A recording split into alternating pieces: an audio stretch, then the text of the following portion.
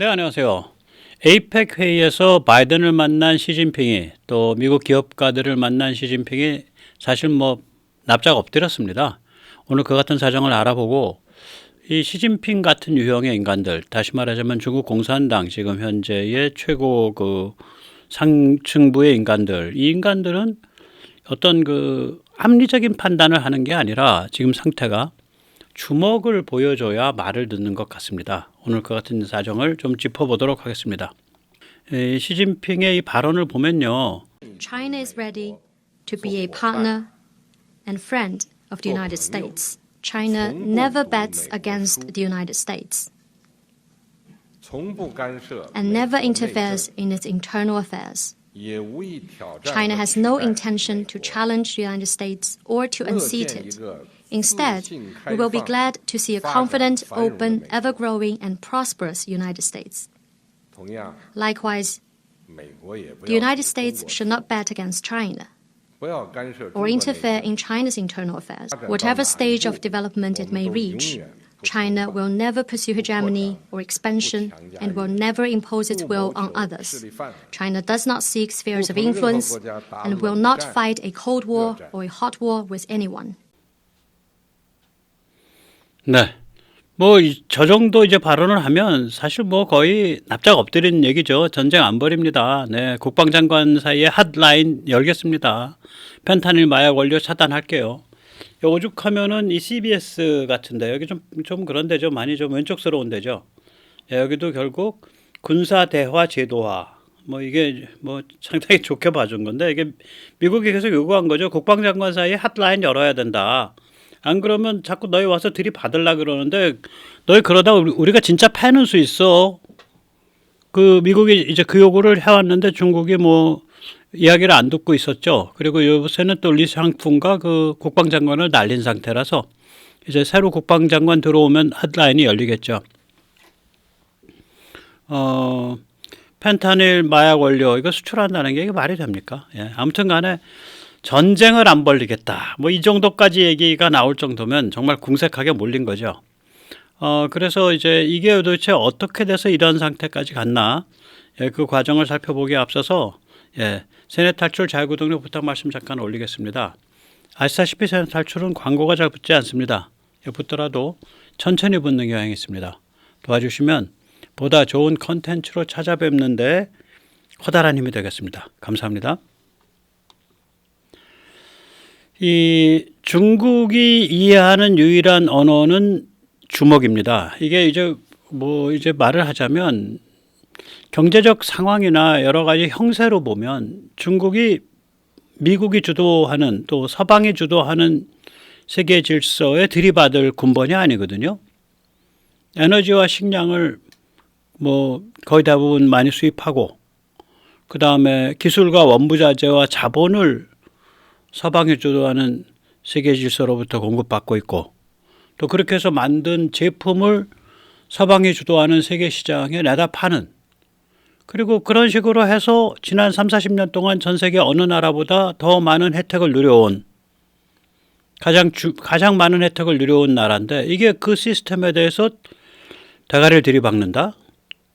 말이 안 되는 거를 하고 있는 거예요. 그럼 말 안 되는 거 하는 놈은 어떻게 해야 되냐? 몽둥이랑 주먹으로 통하죠. 그때는. 그러니까 지금 중국한테 통하는 그 언어의 상태가 이치를 따지고 이런 언어 가지고는 안 통하는 거예요. 쟤들은 이미 그걸 초월했어. 예, 좋은 말로 좋은 이치 따져서 니들이 그럴 수 있냐 이래 가지고는 안 통해. 이제는 주먹과 몽둥이를 보여줘야 돼요. 칼을 보여주고 총을 보여줘야 돼요. 그래서 이제 이번에도 마찬가지죠.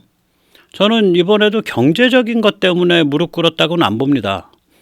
예, 저는 경제와 민생이라는 거는 많은 사람들이 그게 중국 공산당의 핵심적 과제고 중국 경제가 너무 어려워서 시진핑이 굴복했다 이렇게 생각할 수 있는데 저는 좀 다르게 봐요. 그들에게 이 경제 상황은 결정적인 변수가 아닙니다. 시진핑 자신이 말하잖아요. 아니 고생을 좀 해야지. 그렇게 어려운 걸 겪으면서 사람이 강해지는 거야. 나도 옛날에 문혁 때 똥장군 몇 년 지었어. 이런 얘기를 해요. 시진핑 자신이 공개적으로. 이자들의 사고방식은 이거죠.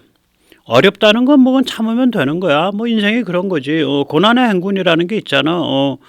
그 정신을 좀 똑바로 가지면 고난의 행군을 잘 이렇게 이겨낼 수 있어.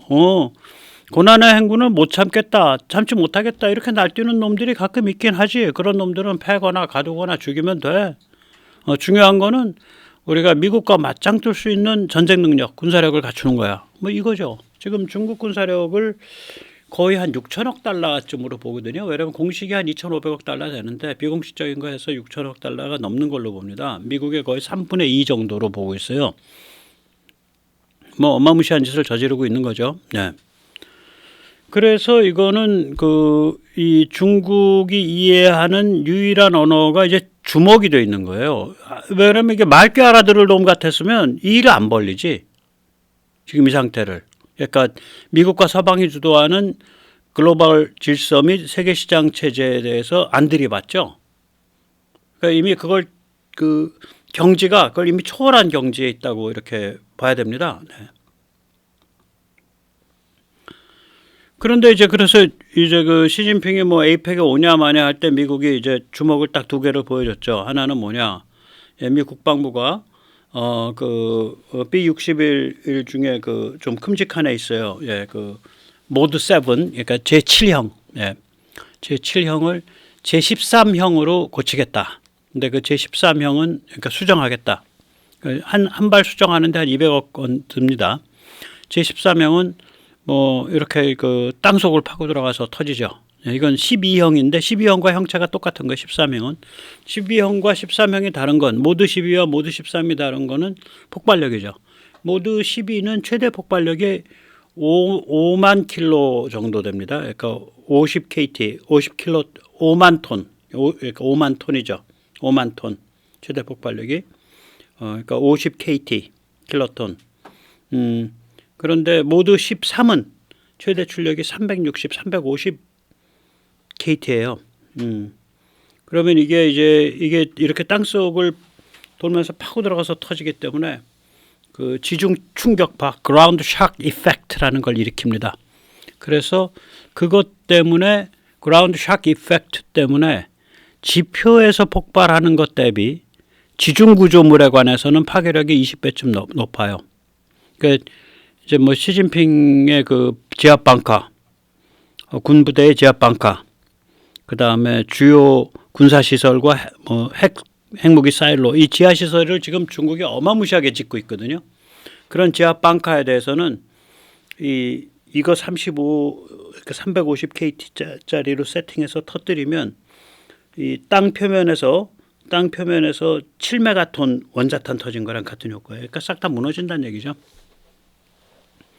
거기다 이제 이런 종류의 무기는 이건 이제 뭐 기술적으로는 전술 핵 무기에 들어가요. 왜냐하면 전략핵 군축할 때 미국이 이거는 뺐어요 따로. 왜냐하면 자기들만 할 수 있으니까 어차피 너랑 같이 할 수 있는 건 그건 너가 좀 그래도 가지고 있다고 생각되는 건 사일로에 있는 거, 잠수함에서 발사하는 거, 뭐 폭격기로 나를 수 있는 거, 그 정도 아니야. 우리 그것만 얘기하자.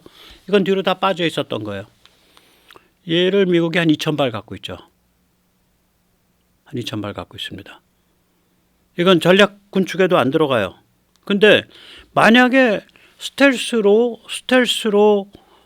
침투해서 폭격을 할 수 있다. 그러면 이거는 무시무시한 무기가 되는 거죠. 예. 그래서 근데 이 러시아나 중국 폭격기는 스텔스로 미국을 침투를 할 능력이 안 되죠.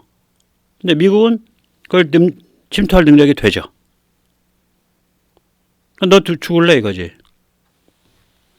그래서 이게 이제 이거를 이제 그렇게 하겠다고 미국 국방부가 밝힌 게 10월 27일입니다. 그래놓고 이제 마지막에 샌프란시스코 오기 직전에, 그러니까 11월 10일 날 새벽에 뭐 명색은 비공개야. 근데 매니아들 새벽 6시란 말이에요. 6시 한 30분쯤 있었던 일인데 매니아들한테 연락해갖고 매니아들은 새벽 4시부터 딱 거기서 4시 5시부터 거기 노스로크로만 그 공장 부근에서 기다리고 있었어요. 비행기 뜬다는 정보를 흘려준 거야. 미리 흘려줬어요. 여기 이제 이게 VO인데 VO에서도 그 정보 흘려줬다고 결국 얘기를 해요. 고백을 해요. 들어보세요.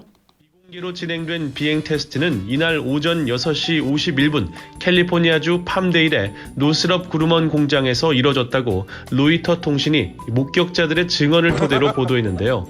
미 공군은 이번 시험 비행을 일반에 공개하지 않았으나 소식을 들은 항공 애호가들과 아마추어 사진가 30여 명이 이륙하는 모습을 보기 위해 비행 장소 주변에 몰렸습니다. 잠깐만요. 소식을 들은 항공 애호가들, 밀리터리 매니아들이 그 노스롭 그루먼 그 공장 부지 근처에 새벽 뭐 5시, 4시 반부터 모였다? 이게 뭐예요, 의미가? 소식을 누가 들려줘? 흘린 거죠. 사진 찍도록. 그러니까 겉으로는 비공개인데 실제로는 매니아를 초청한 거예요. 야, 와서 저기 있으면은 날아가는 모습이 있으니까 근사하게 한 장 박어. 그럼 보도가 되겠지. 보도가 되면 누가 이걸 유심히 볼까? 진핑이 아재가 유심히 보겠지. 그럼 이제 딱 앞뒤가 맞잖아요. B-61, 13, B-61, 12 같은 무시무시한 전술핵 폭탄을 얘가 뱃속에 넣고 가서 네 머리 위에 때릴 거야. 너희 사일러 위에 때릴 거야. 너희 그 지하 벙커 위에 때릴 거야. 이런 얘기인 거였어요, 이게. 앞뒤를 딱 맞추면 그렇게 나옵니다. 이런 언어는 중국 공산당이나 시진핑이 잘 알아들어요.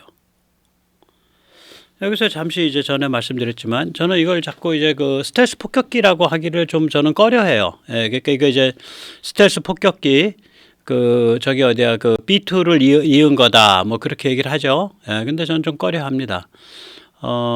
그 기능은 당연히 있는 거고 이게 이제 그동안 전자 쪽이 많이 발달했기 때문에 얘가 스텔스 정찰기 역할도 하고요. 스텔스 공중 경보 통제기 역할도 하고요. 스텔스 전자전 역할도 하고요. 또 얘를 무인 조종도 가능해요. 그래서 스텔스 무인 작전도 되고요. 한 5가지 정도의 아이덴티티가 이렇게 결합되어 있는, 융합되어 있는 애예요. 그래서 저는 얘를 그냥 멀티롤 스텔스 전익기라는 건 몸통 전체가 날개. 그래서 전익기는 영어로 말하면 영어가 재밌어요. 이름이 나는 날개, 플라잉 윙이라 그럽니다. 전익기를 플라잉 윙. 비행기라고 안 부르고 플라잉 윙이라고 불러요. 이런 종류들을. 몸통 전체가 날개니까. 나는 날개. 그렇습니다. 그럼 이제 미국에 보내는 메시지는 뭐냐? 경제에 있어서 뭐 차이나 디리스킹 그건 기본이야. 이제 군사력 한번 너 좀 맛 좀 볼래? 너 우리 주먹 한번 좀 구경 좀 해볼래? 뭐 우리 주먹 이렇게 생겼는데 우리 칼은 이렇게 생기고 뭐 그런 거예요 이게. 차이나 디리스킹은 크게 나눠서 두 분야죠. 하나는 이제 이중 목적 첨단 분야, 즉 민간 군사 모두에 사용될 수 있는 첨단 분야인데 이게 사실상 모든 첨단 분야가 다 이렇죠. 뭐 나노 물질 어떻게 잘 뽑냐 이런 거가 뭐 전부 무슨 그 다른 거에 다 연결되잖아요. 민간이지만 곧바로 군사적으로 사용될 수 있는 거 아니에요. 이런 그 사실상 모든 첨단 분야에 대해서 칩뿐만이 아니라 제품, 기술, 생산 장비, 투자 이걸 차단하겠다는 거 아니에요. 그러니까 너희는 그냥 지금 한 정도까지 물건만 만들어서 팔어. 그 얘기죠. 두 번째의 이제 차이나 디리스킹은 뭐냐면 중국이 가지고 있는 중국이 전략적으로 이렇게 그 힘을 길러온 중국의 독과점이 강한 분야를 가 있거든요. 그런 분야, 중국의 독과점 분야를 통해서 중국이 경제적 강압, 이코노믹 커션을 이제 하는 힘을 갖고 있는데 이번에도 흑연 얘기 나오잖아요. 그걸 원천적으로 제거해 가겠다는 거죠. 그럼 이거는 이제 둘로 나타나죠. 하나는 핵심 원부자재 공급 사슬에서 중국의 비중을 낮추겠다. 그러니까 뭐 히토류, 리튬 같은 거. 두 번째는 뭐 그게 일반 상품도 예를 들어서 코로나 터졌을 때 개인 보호 장비 그 비닐 옷 같은 거요. 의사나 간호사들이 입는 거. 그런 거 중국이 싹 매점매석해 버리니까 스페인하고 이탈리아에서 의사들, 간호사들 엄청 죽어나갔잖아요. 일반 제품도 그 효과가 심대한 것들. 근데 그게 중국에 많이 의존해 있는 거. 다 분산시키겠다는 거죠. 그게 이제 차이나 디리스킹이에요. 네. 근데 이제 그거는 당연히 그렇게 가는 거고 너 그 정도 가지고 이렇게 알아듣는 것 같지 않으니까 너 군사력이 뭔지 좀 보여줄게. 주먹이 뭔지 좀 일단 좀 보여줄 테니까 좀 잘 구경하고 생각 좀 잘 해봐. 머리 좀 정리해라. 이런 거예요. 이게 이제 그 아까 핵폭탄이나 B-21이. 네. 그래서 이제 이 양반이 그 마이클 셔리던이라는 영국의 그 원로 언론인인데요. 이제 은퇴를 하셨죠. 주로 이제 홍콩에서 많이 있던 양반이고 아마존에 보면 거의 별 5개 받은 그러니까 꽤 굉장히 평점이 높은 책을 썼죠. 그러니까 그 중국의 관문 홍콩 그래가지고 홍콩이 어떻게 중국이 어떻게 홍콩을 망침으로써 자기가 가지고 있는 서방에 대한 관문을 스스로 닫아 걸었냐. 정말 홍콩을 좀 홍콩 문제를 알려면 반드시 읽어야 되는 책입니다. 제 영어 제목이 갑자기 생각이 안 나는데, 예, 마이클 셔리던. 예, 근데 이제 이 양반이 최근에 이제 책을 하나 더 준비하고 있어요. 예, 붉은 황제, Red Emperor. 붉은 황제라는 책을 준비하고 있는데 그 책을 준비하면서 이제 인터뷰를 하면서 하는 얘기가 있는데 제가 해왔던 얘기랑 거의 같아서 너무 반가워서 얘기를 드립니다. 먼저 이제 중국 체제가 이게 제가 그런 말씀 드렸잖아요. 이거는 얘들이 공산주의가 정말 얘들한테 복음처럼 받아들여진 측면이 있다. 중국이 밀을 키우는 지역, 그다음에 양자강 쪽에 쌀을 키우는 지역, 그다음에 유라시아 초원벨트에 말을 키우는 지역, 이 밀, 쌀, 말, 이 세 개를 아우르는 거대한 무한 착취, 무한 폭력, 무한 지배 공간을 만들어가고 있는데 이때 항상 그 갈증이 뭐냐면 통제 기술이다. 근데 막스 레닌주의, 공산주의에서 현대 문명에서 이 통제 기술을 발견한 거다, 얘들은. 그래서 그 기본 마인드셋 자체는 3,500년 된 황제 체제의 마인드셋이다. 저는 그런 말씀 드려왔잖아요. 똑같은 얘기를 하더라고. 제가 깜짝 놀랐어요. 예. That doesn't apply in China because there are no elections. And the country is officially described as the People's Democratic Dictatorship. Within that, China says that it has its own version of democracy. They will tell you that there are, in fact, multiple parties working with the Communist Party. These are just figureheads, really. This is a top-down authoritarian system. It borrows from the bureaucracy run by Chinese emperor. 그러니까 지금 중국 공산당 체제라는 게 수천 년 동안 중국을 지배해왔던 황제 체제가 갖춰놓은 그 관리 체제, 관료 체제, 또 관리 체제를 고스란히 승계한 거다. 그 마인드셋을. For thousands of years, it mimics dynastic politics in the way that factions coalesce and dissolve and quite often cohere around one individual.